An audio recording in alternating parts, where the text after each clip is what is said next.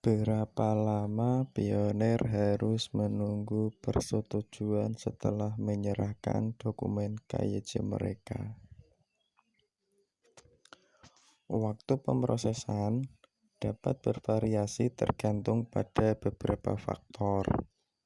Untuk perintis yang berpartisipasi dalam aplikasi KYC percontohan melalui PayBrowser, perintis ini akan menjadi yang pertama diproses setelah fungsi pemverifikasi manusia diterapkan, yang mungkin dalam waktu 1 bulan.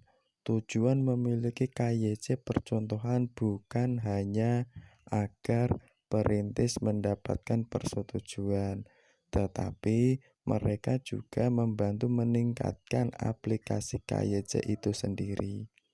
Setelah validator dapat memverifikasi aplikasi di aplikasi KYC, kemudian aplikasi akan tergantung pada ketersediaan validator terpercaya per negara. Itu dapat berkisar dari beberapa hari hingga beberapa minggu. Itulah mengapa penting bagi komunitas untuk memotivasi validator yang cukup untuk bergabung dengan tenaga kerja dan membantu memverifikasi perintis di negara mereka setelah portal validator dibuka. Jika perintis telah mengajukan banding pembaruan nama, maka waktu tambahan mungkin diperlukan. Selain verifikasi identitas, hasil KYC juga akan bergantung pada pencocokan nama Anda dengan akun Pay Anda, penyaringan terhadap AML pemerintah, dan daftar sanksi anti-terorisme, dan apakah akun tersebut memiliki riwayat skrip atau pelanggaran kebijakan. Nah, itu mungkin salah satu alasan kenapa peluncuran KYC massal ini tertunda, di mana sesuai dengan yang telah diinfokan oleh Kortim bahwa seharusnya KYC ini diluncurkan pada akhir Desember 2021, tapi sampai sekarang tanggal 10 Januari 2022 KYC belum diluncurkan. Mungkin para pionir agak kecewa sedikit karena apa yang dinantikan belum juga terlaksana. Jadi butuh kesabaran lagi untuk bisa melakukan KYC secara massal. Bagaimana pengguna akan diberitahu jika mereka telah lulus KYC atau tidak? Perintis dapat memeriksa status KYC mereka di dalam aplikasi KYC melalui PayBrowser, tempat mereka mengirimkan dokumen, verifikasi akun nomor telepon, verifikasi Facebook, alamat email, verifikasi identitas KYC, kata sandi.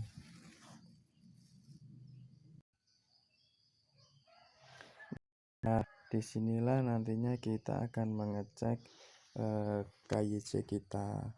Ketika kita mendapat slot KYC, nah kita di sini bisa mengeceknya, dan perlu diperhatikan bahwa sebelum KYC Anda harus menyelesaikan semua apa-apa tentang wallet. Jadi semua aplikasi tentang wallet atau menu-menu wallet atau persyaratan wallet harus dipenuhi terlebih dahulu. Dan ingat, jangan lupa frasa sandi. Frasa sandi tidak boleh dibagikan kepada siapapun, termasuk itu lingkaran keamanan juga tidak boleh, karena frasa sandi adalah kunci dompet.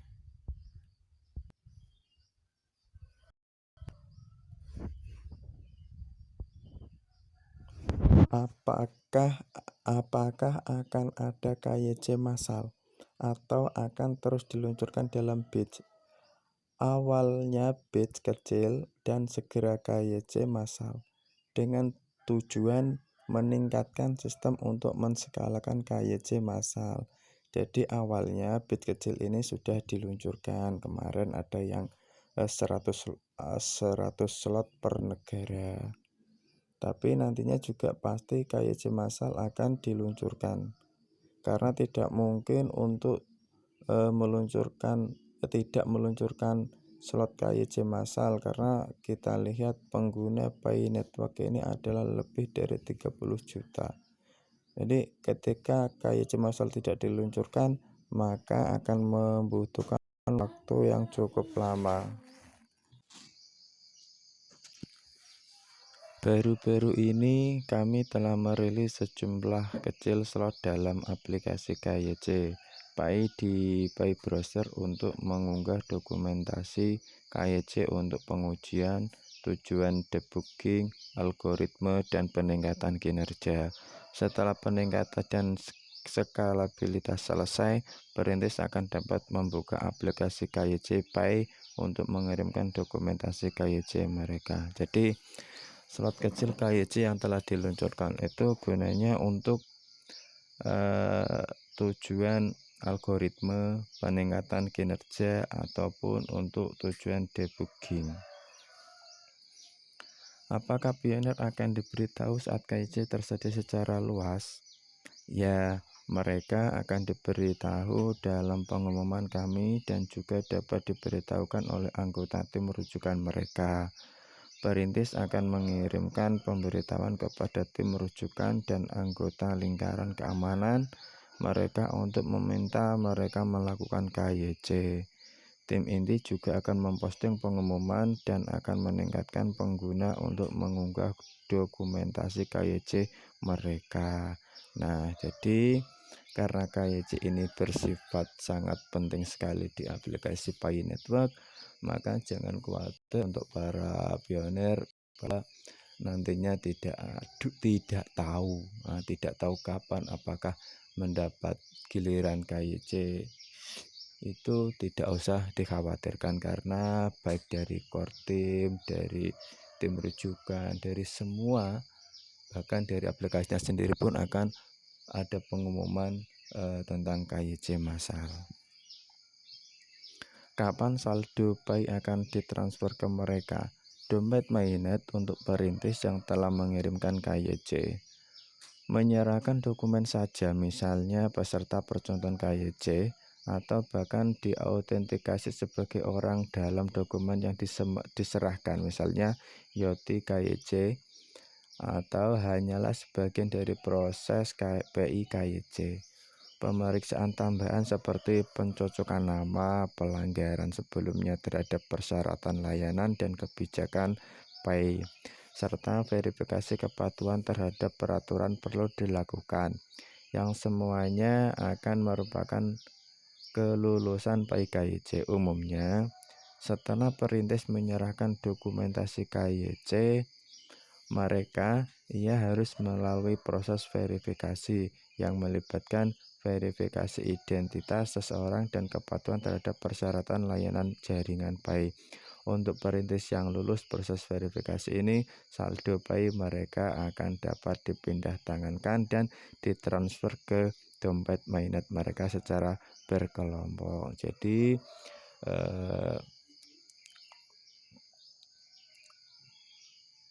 saldo Pi ini seberapapun banyaknya, kalau belum KYC maka saldo belum bisa dipindahkan ke dompet atau wallet. Jadi KYC ini memang benar-benar penting sekali, maka tidak jarang ada pioner yang selalu ingin untuk segera mendapatkan KYC. Jadi siapa saja itu mungkin yang membuat atau alasan Pi Core Team mengundur peluncuran KYC secara massal. Bagi teman-teman yang ingin bergabung dan menambang cryptocurrency secara gratis Pi Network, link pendaftaran kami letakkan di deskripsi.